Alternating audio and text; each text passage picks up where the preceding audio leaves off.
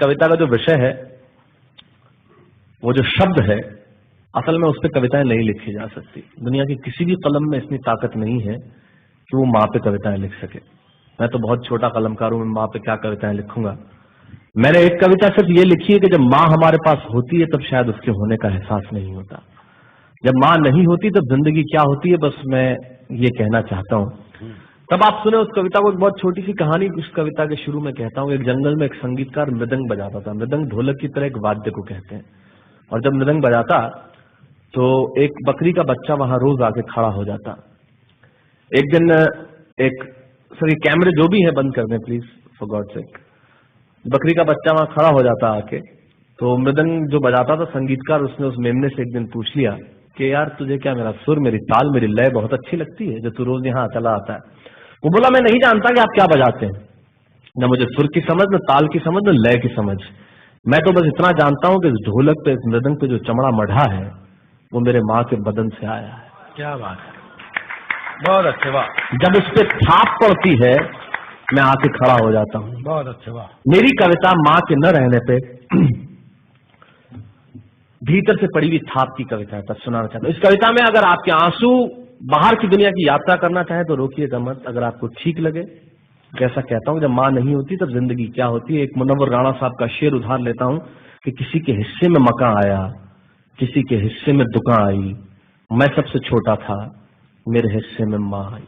क्या बात है, वाह वाह, बहुत अच्छा। तब कहता हूँ कि कल जब उठकर काम पर जा रहा था तो अचानक लगा कि कोई रोक लेगा मुझे।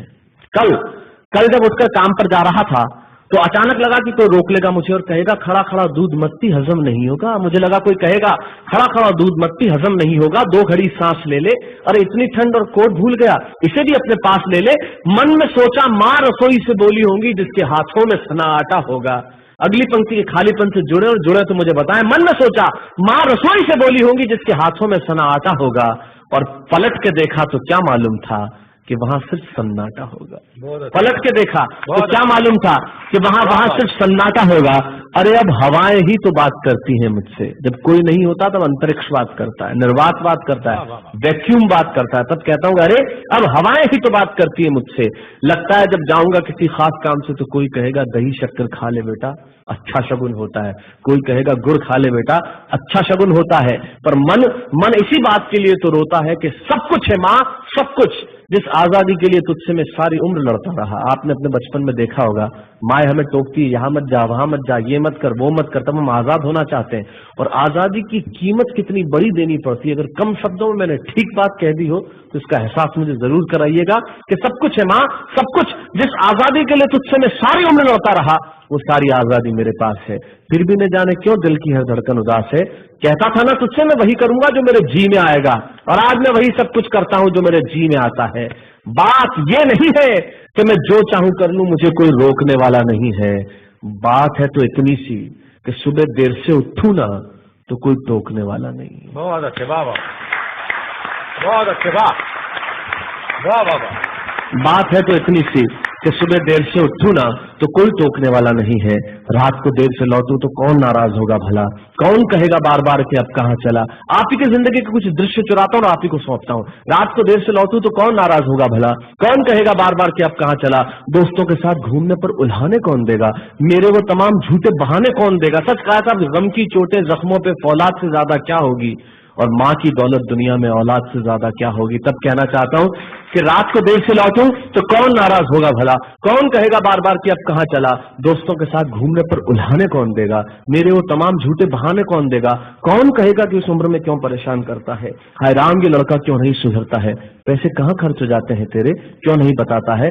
सारा दिन मुझे सताता है, रात को देर से आता है, खाना गर्म करने को जागती रहूं, खिलाने को तेरे पीछे भागती रहूं, बहाती रहूं आंसू तेरे लिए, कभी कुछ सोचा है मेरे लिए। खैर मेरा तो क्या होना है और क्या हुआ है, इस बुढ़िया का तो क्या होना है और क्या हुआ है। तू खुश रह लेना यही दुआ है, और आज तमाम खुशियां ही खुशियां। जीवन में जो सर्वश्रेष्ठ एक पंक्ति जो ईश्वर ने मुझे सौंपी वो मैं आपको सौंपता हूं।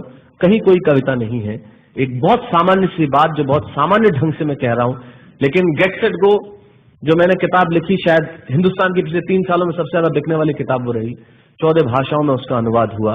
वाह में मैं रोज टीवी पे बोलता हूँ, मेरे लाखों लफ्ज कुर्बान करता हूँ सिर्फ उस एक पंक्ति पे जो ईश्वर ने मुझे सौंपी, और कहीं कोई कविता नहीं है, आप ही का भाव आपकी उठा को सौंपता हूँ और देता हूँ, और जिस विश्वास के साथ मैंने लिखा उस विश्वास के साथ आपको देता हूँ कि मेरा तो क्या होना है और क्या हुआ है, इस बुढ़िया का तो क्या होना है और क्या हुआ है, तू खुश रह लेना यही दुआ है। और आज तमाम खुशियां ही खुशियां, गम ये नहीं है कि कोई ये सब खुशियां बांटने वाला होता, पर कोई तो होता जो गलतियों पे डांटने वाला होता। बहुत अच्छे, वाह वाह वाह वाह, बहुत अच्छे, वाह।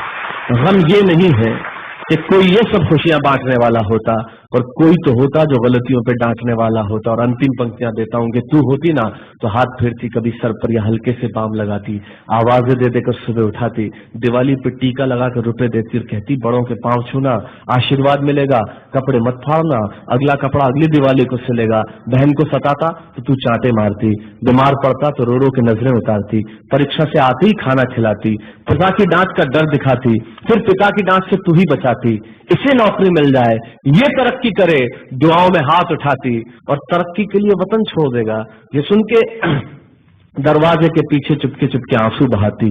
सब कुछ है माँ, सब कुछ, आज तरक्की की हर रेखा तेरे बेटों को छू के जाती है, पर माँ हमें तेरी बहुत याद आती है। बहुत